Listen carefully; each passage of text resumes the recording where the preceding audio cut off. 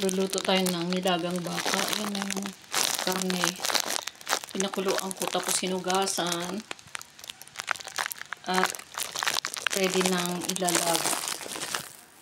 Gagamit ako siya ng pressure cooker. Sabay ko na rin yung luya at sibuyas. Tapos yung mais.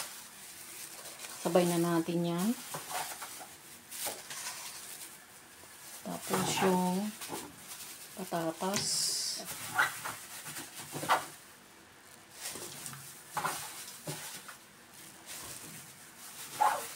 Hindi ako naglalagay ng kamatis kasi madaling mapanis.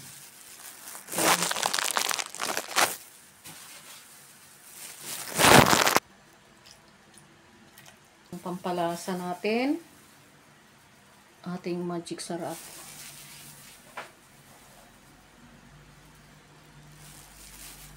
Na rin natin ng asin. 1 teaspoon lang. Pagka matabang mamaya, magdadagdag na lang tayo. Ngayon, hindi ako naglalagay ng yung pamintang buo. Kunti lang kasi yung apo ko kakain ito. Ayan. Okay na yan.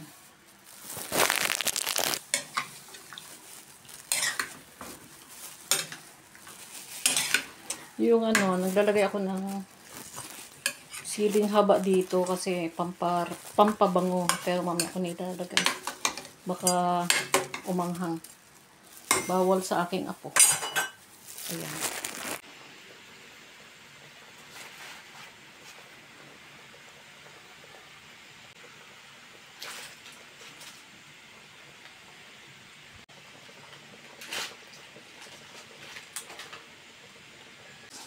Ito, luto na ang aking nilagang baka na may mustasa, mais, repolyo, at patatas.